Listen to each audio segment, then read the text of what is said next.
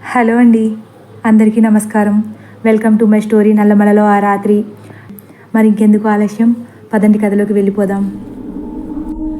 శర్మ సమాధానం మహేంద్రను ఒక్క క్షణం ఆలోచనలో పడేస్తుంది. శర్మ వైపే చూస్తూ, అంటే మీకు కూడా మోహిని కనిపించిందా అని అడుగుతారు. అప్పుడు శర్మ, అవును భూపతి గారు, నిన్న సాయంత్రం ఏం జరిగిందంటే అని ఇలా చెప్పుకొస్తారు. నిన్న సాయంత్రం 8 గంటలకు మీ దగ్గర నుంచి ఇంటికి బయలుదేరాను. ఎప్పుడూ వెళ్ళే దారే కదా, నాకేమీ కొత్తగా అనిపించలేదు. పైగా పెద్దగా మనుషుల అలికిడి కూడా ఉండని దారి కావడంతో నాలో ఉన్న గాయకుణ్ణి బయటపెట్టి నెమ్మదిగా పాటలు పాడుకుంటూ నడిచి వెళుతున్నాను. ఇంతలో నా వెనక ఎవరో వస్తున్న అలికిడి వినిపించింది. ఎవరా అన్నట్లు వెనక్కి తిరిగాను. ఎవరూ కనిపించలేదు.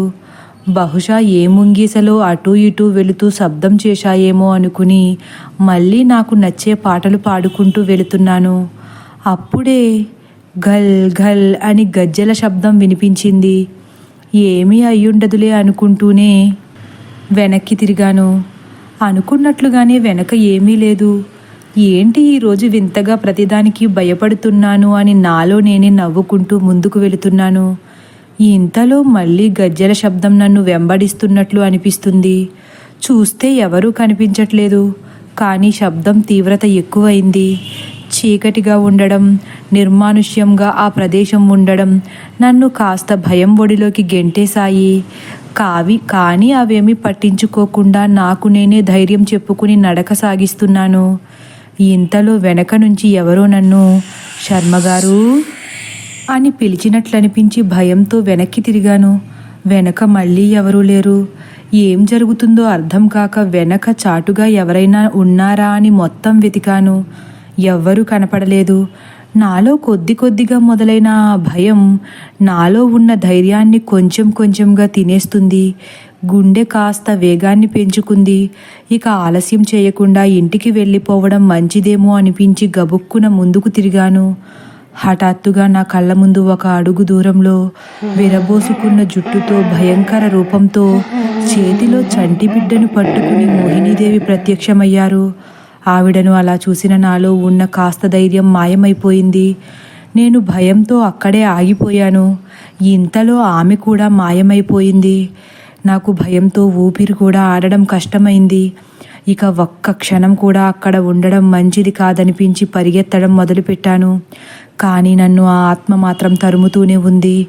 పైగా ఆ చంటి బిడ్డ ఏడుపు కూడా నన్ను వెంబడిస్తుంది. ఇక ఈ రోజుతో నాకు భూమి మీద నూకలు చెల్లిపోయాయేమో అని అర్థమై దేవుణ్ణే స్మరించుకుంటూ వేగంగా పరిగెడుతున్నాను. మళ్ళీ నా ముందు 10 అడుగుల దూరంలో మోహినీదేవి కనిపించారు. కానీ ఇప్పుడు చేతిలో బిడ్డ లేదు. ముందుకు వెళ్ళే ధైర్యం లేక ఒక్కసారిగా పరుగు ఆపి ఆయాసపడుతూ ముందుకు చూస్తున్నాను. ఇంతలా నా భుజం మీద ఎవరో చేయి వేసినట్లు అనిపించింది. కాళ్ళు చేతులు విపరీతంగా వణుకుతున్నాయి. చేయి వేసింది ఎవరో చూసే ధైర్యం కూడా లేక పూర్తిగా భయం గుప్పెట్లోకి జారుకున్నాను. ముందున్న మోహినీదేవి మాయమైపోయింది. నేను వెంటనే ఇంటికి వెళ్ళిపోవాలనుకుని పరిగెడదామనుకునేసరికి నేను ముందుకు కదలలేకపోతున్నాను. నా చొక్కాని ఎవరో గట్టిగా లాగుతూ ముందుకు వెళ్ళనివ్వట్లేదు. నా కంటి నుండి నీళ్లు కూడా రావడం మొదలయ్యాయి. కళ్ళు పూర్తిగా భయంతో బిగుసుకుపోయాయి. తలను కిందకు వంచి ఇష్టదైవమైన ఆ ఈశ్వరుణ్ణి మనసులో తలుచుకోగానే ఆ చేయి నన్ను విడిచిపెట్టింది. అంతే, ఒక్క నిమిషం కూడా ఆగకుండా ఆ ఈశ్వరుణ్ణే తలచుకుంటూ పరుగులు పెట్టాను.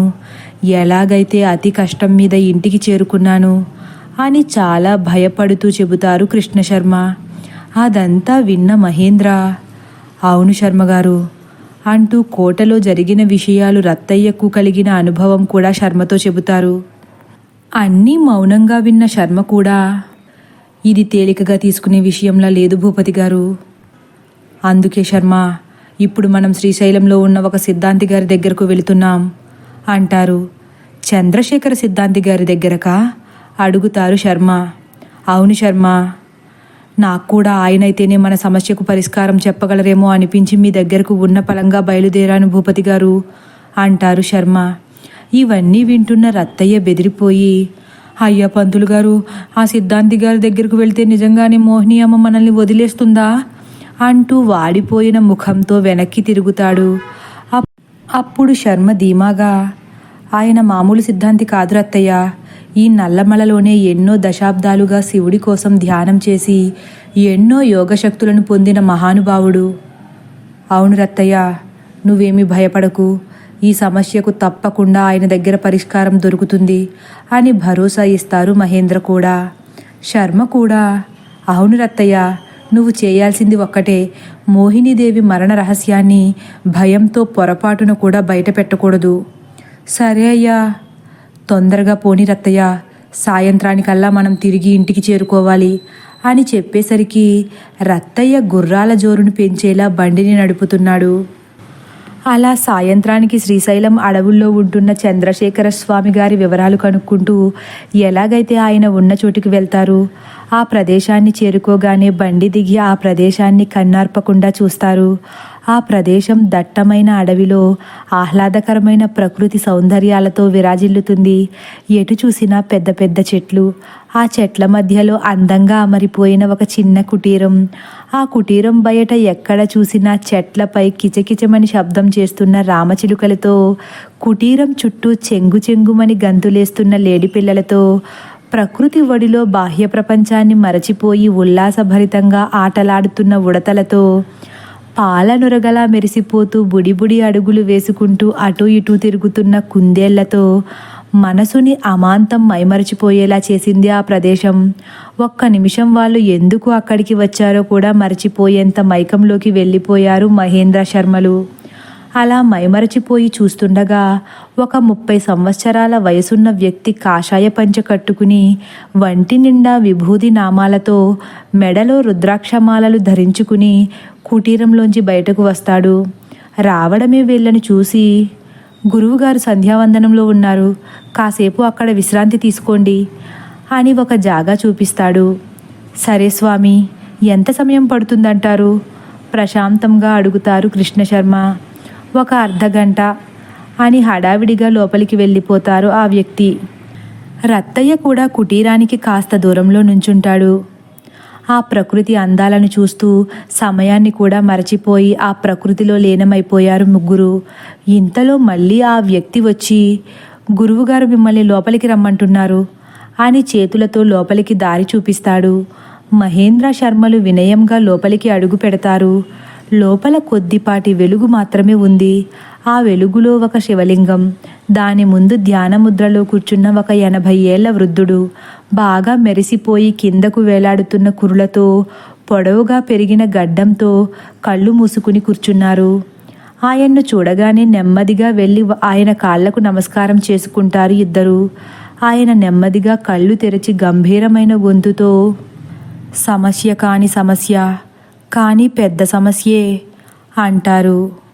మహేంద్ర శర్మలు వెంటనే ఒకరి ముఖాలు ఒకరు చూసుకుని ఆయన ముందు వినయంగా కూర్చుంటారు. ఇంతలో ఆయన, సిద్ధప్ప, నువ్వు వెళ్ళి బయట ఉన్న వ్యక్తిని కూడా లోపలికి తీసుకురా అంటారు. చిత్తం గురువుగారు అని బయటకు వెళతాడు సిద్ధప్ప.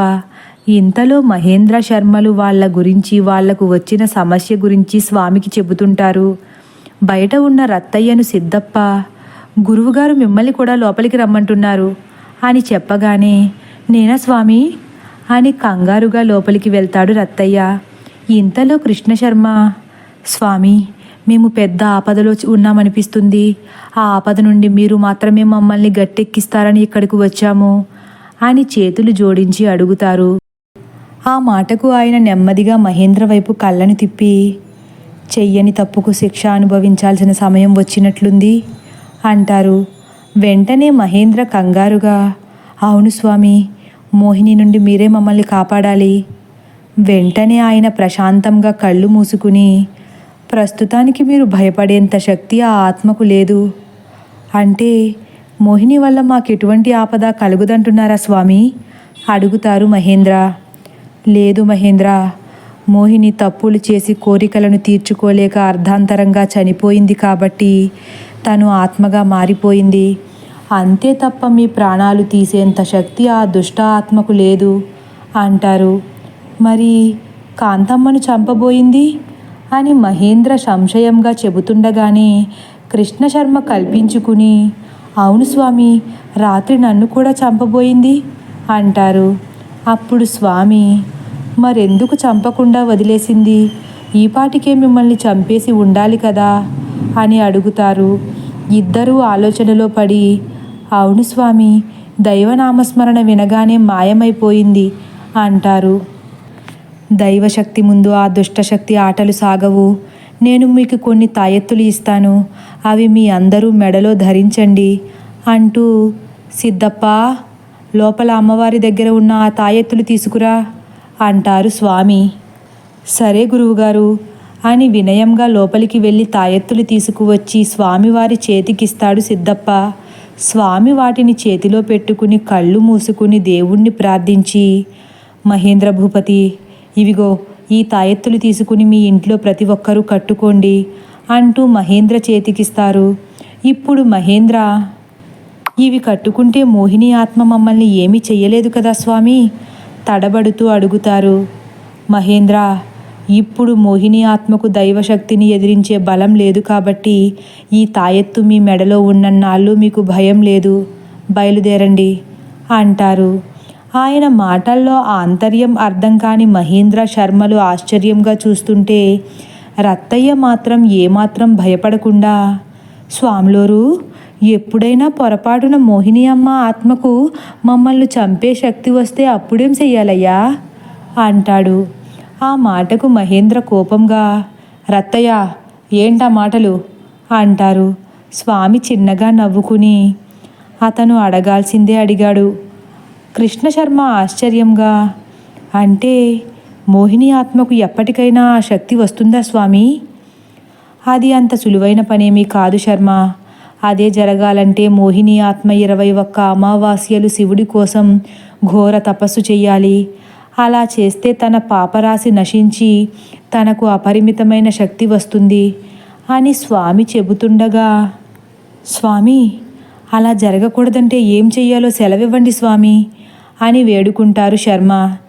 మీరేమీ చెయ్యక్కర్లేదు, కాలమే అన్నింటికీ సమాధానం చెప్పుకుంటూ పోతుంది. ఆ ఈశ్వరుణ్ణి నమ్ముకుని ఉండండి, ఏం జరిగినా ఈశ్వరేచ్ఛ అనుకోండి అంటారు. చంద్రశేఖర స్వామి ఏం చెబుతున్నారో సరిగ్గా అర్థం కానప్పటికీ మహేంద్ర మోహిని ఆత్మ వాళ్లను ఏమీ చెయ్యలేదన్న నమ్మకంతో, ఇక వెళ్ళిరమ్మంటారా స్వామి అని మరొక్కసారి వినయంగా తల వంచుతారు. కృష్ణశర్మ కూడా వెళ్ళొస్తాము స్వామి అని చేతులు జోడిస్తారు. ఇంతలో స్వామి, మహేంద్ర, ఇదిగో ఇది కూడా తీసుకువెళ్ళు అంటూ శివుడి దగ్గర ఉన్న ఒక రుద్రాక్షను మహేంద్రకిచ్చి, దీనిని మాత్రం నీ కొడుకు భూపతివర్మ మెడలో ధరించమని చెప్పు అంటారు. మహేంద్ర అది తీసుకుంటూ, ఇది ఎందుకు స్వామి? ఇది కాశీలో 1 రోజుల పాటు ఈశ్వరుడితో పాటు అభిషేకించబడిన రుద్రాక్ష. విపత్కర పరిస్థితులు వచ్చినప్పుడు ఇదే మీ వంశవృక్షం నాశనం కాకుండా మీ వంశం ఉనికిని కాపాడుతుంది. చాలా సంతోషం స్వామి, ఇక వెళ్ళొస్తాం అని అక్కడ నుండి బయటకు వచ్చేస్తారు.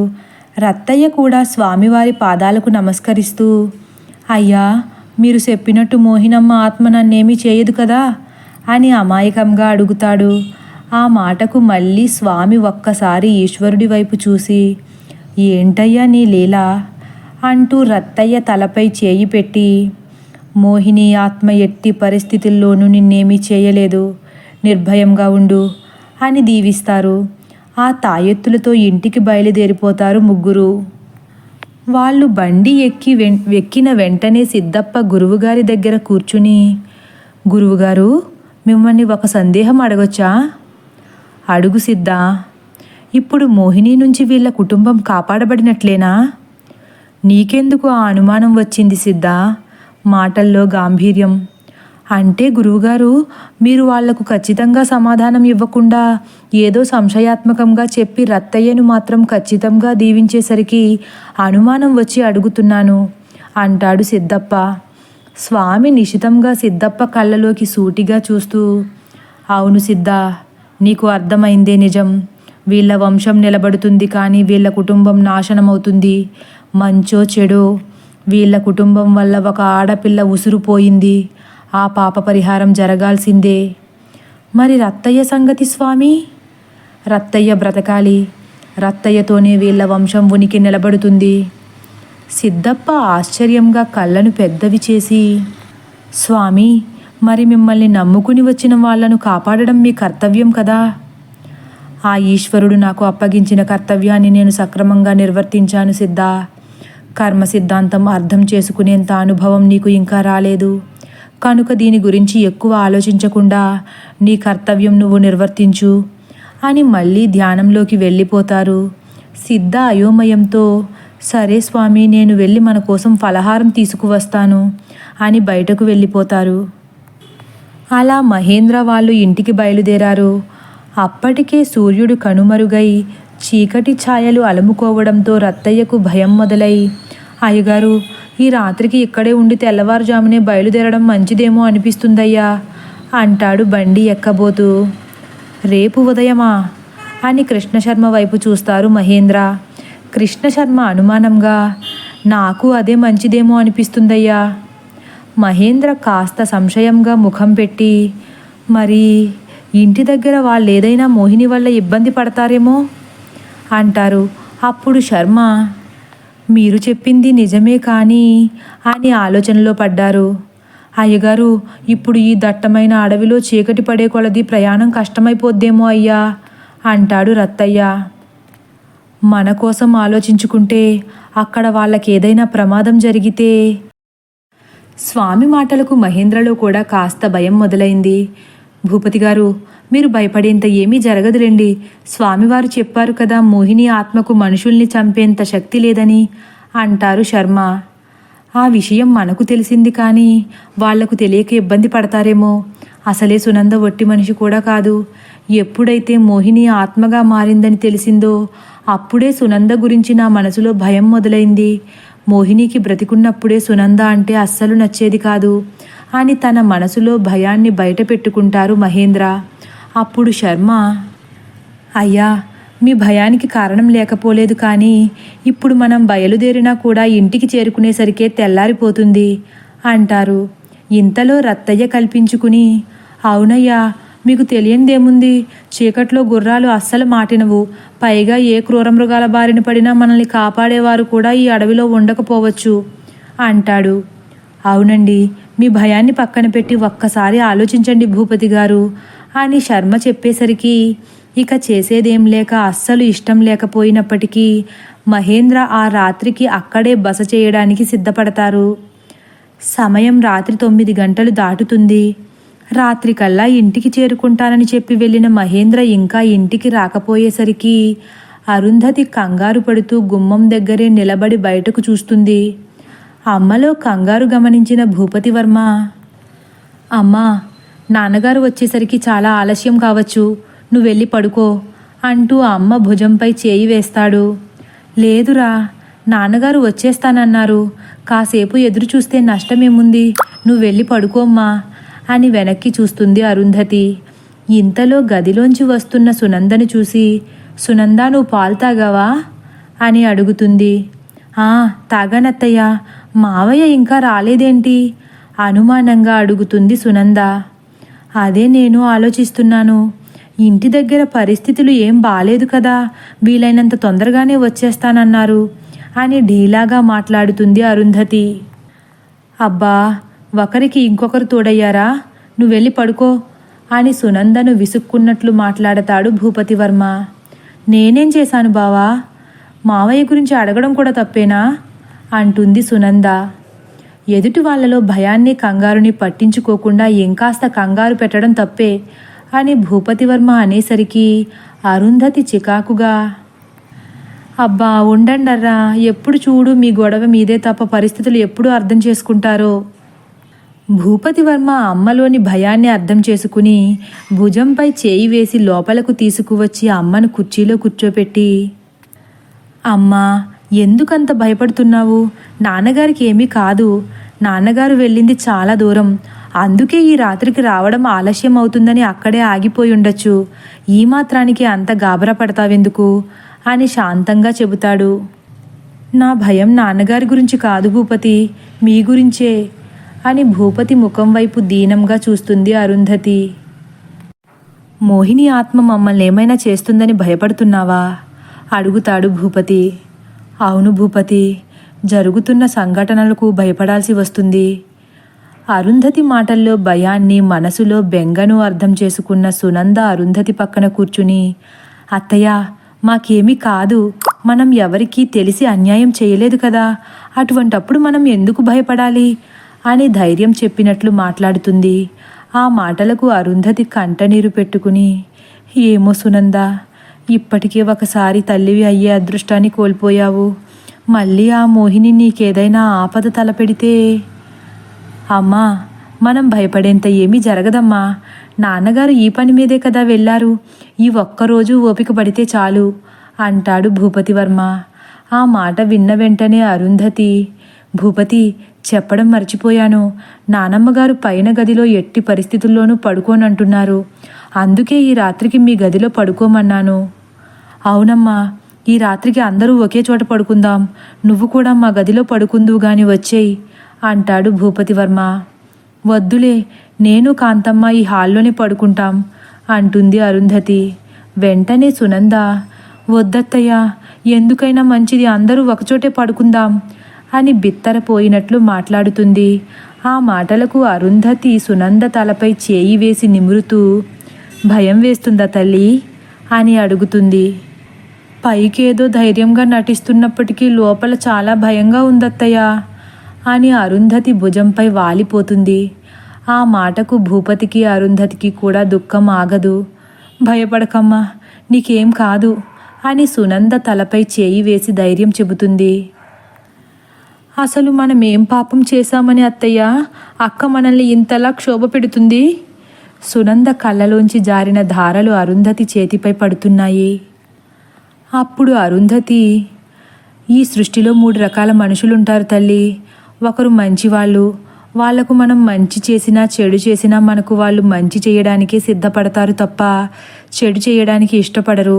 ఇక రెండో రకం, మంచి చెడు 2 లక్షణాలు ఉన్నవాళ్ళు.